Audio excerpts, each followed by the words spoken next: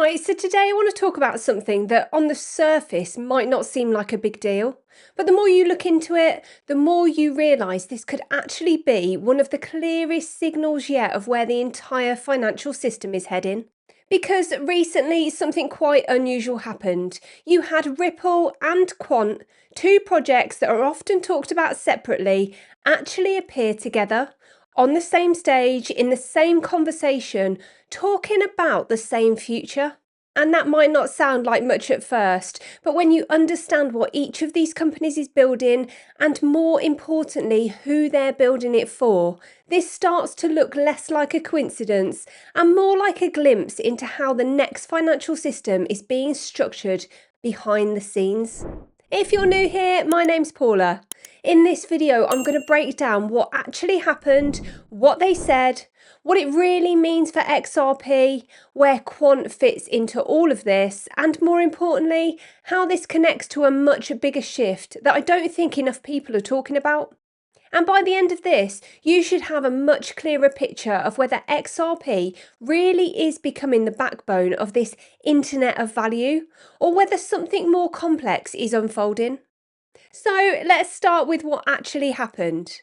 At this event, you had James Wallace from Ripple, who leads their CBDC initiatives, and Gilbert Verdian, the CEO of Quant, sitting side by side discussing the future of financial infrastructure.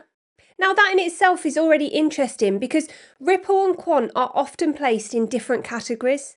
Ripple is usually seen as the payments company focused on cross-border transaction, liquidity, and using XRP as a bridge between currencies. Quant, on the other hand, is positioned as an interoperability solution, something that connects different blockchain systems and networks together. So historically, people have asked, are they competitors? Are they solving different problems? Do they overlap? But what came out of this conversation was something slightly different. Instead of competing narratives, what you actually saw was alignment. Both of them were describing a future where money doesn't sit in one place anymore.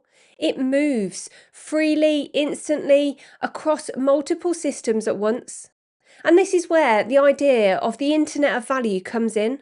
Now, this term gets thrown around a lot, especially in the XRP community, but it's worth slowing down for a second and actually understanding what it means. Because when people hear Internet of Value, they often think it's just about faster payments, sending money quicker, cheaper transactions, maybe cross-border transfers without banks. But that's only actually a small part of it. The real idea is much bigger. It's the concept that money, assets, and value should move in the same way that data already does, seamlessly, across borders, across platforms, without friction. Think about how you send an email. You don't think about what servers it goes through. You don't care what country it passes through. It just arrives. Now imagine the same experience, but with money, or stocks, or bonds, or tokenized assets, or even property. That's the system they're talking about building. And here's where things start to get interesting. Because in order for that to work, you don't just need one blockchain. You don't just need one company. You don't just need one solution. You need an entire stack. And this is the part that most people miss. The future financial system is not going to be built on a single chain. It's not only going to be XRP. It's not only going to be Ethereum. It's not going to be one winner takes all.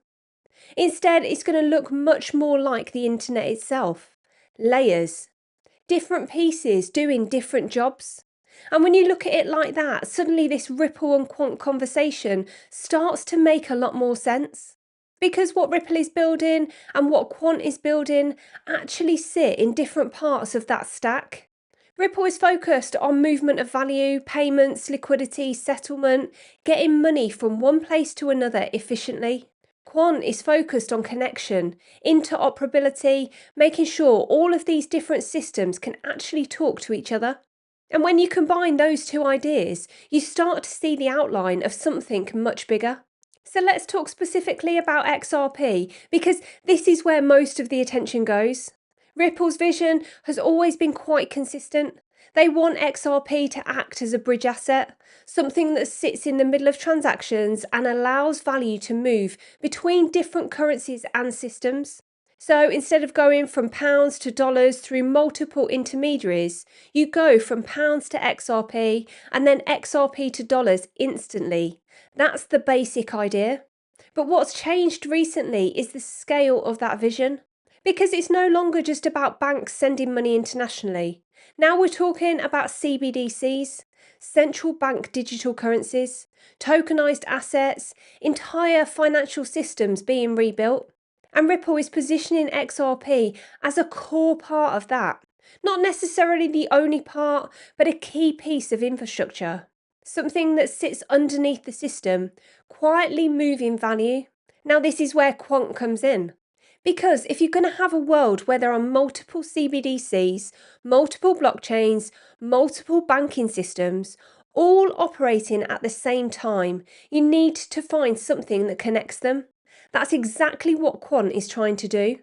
Their overledger technology is essentially designed to sit above different systems and allow them to communicate. So instead of forcing everything onto one blockchain, they connect all of them. And this is a very important distinction because it means Quant doesn't need XRP to fail in order to succeed, and XRP doesn't need Quant to fail either. In fact, they benefit from each other because the more systems that exist, the more need there is for interoperability. And the more value that moves between those systems, the more need there is for efficient settlement. So now when you go back to that stage and you see Ripple and Quant sitting together, the conversation changes. This isn't just two companies talking about the future. This is potentially two pieces of the same system being discussed in the same context. And that's why this has caught attention. Because for a long time, a lot of this has just been speculation. People connecting dots, reading between the lines, trying to figure out how everything fits together. But now you're starting to see more public alignment, more shared language, more overlap in vision. And that's usually a sign that things are moving from theory into implementation. One of the most important parts of this whole story isn't actually what they said, it's how they said it. Because if you look at the terminology being used, you'll notice something. Phrases like unified ledger, regulated network, shared infrastructure, constellation of networks. These are all slightly different ways of describing the same idea, a connected system of value. And this language isn't just coming from crypto companies anymore. It's being used by central banks, financial institutions, policymakers, which tells you something very important. This isn't theoretical anymore. This is being actively discussed at the highest levels. Now, let's zoom out for a second because this is where everything starts to connect. We're currently in a phase where the financial system is being restructured. You've got rising interest in CBDCs, tokenization of real-world assets, increased regulation in crypto, institutions entering the space more seriously. All of these things require infrastructure. They require systems that can handle value in a digital, programmable, interconnected way. And that's exactly what Ripple, Quant, and others are building towards. So when you see stories like this, it's not just about XRP price or whether Quant pumps. It's about the direction the entire system is moving in. Now, if you take the most bullish interpretation of all of this, it looks something like this. XRP becomes a core settlement layer. CBDCs plug into it. Banks use it for liquidity. Quant connects all of these systems together. And suddenly you have a global financial network where XRP plays a central role. That's the narrative a lot of people are starting to lean into. But we also need to stay grounded because the reality is likely more complex. There won't be one system controlling everything. There'll be multiple players, multiple layers, multiple solutions.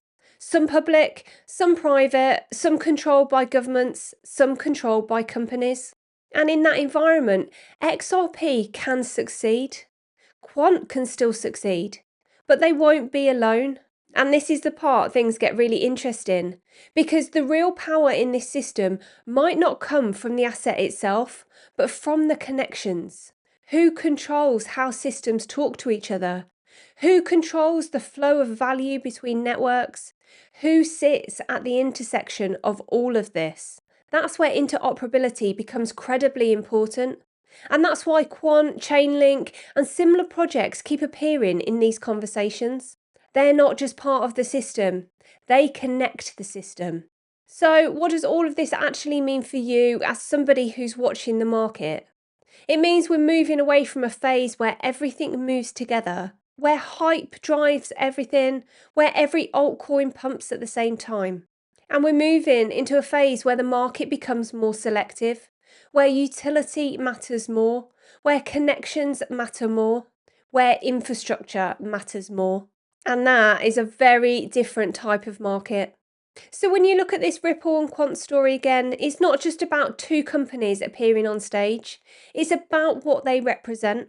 Two parts of a system that's slowly being built. A system where money moves like data, where value flows across networks, where financial infrastructure becomes programmable, interconnected, and global.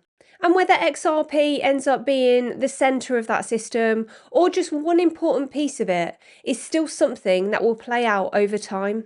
But what is clear is this: something is being built and it's happening behind the scenes. And this is exactly why I keep saying, don't just watch the price, watch what's being built.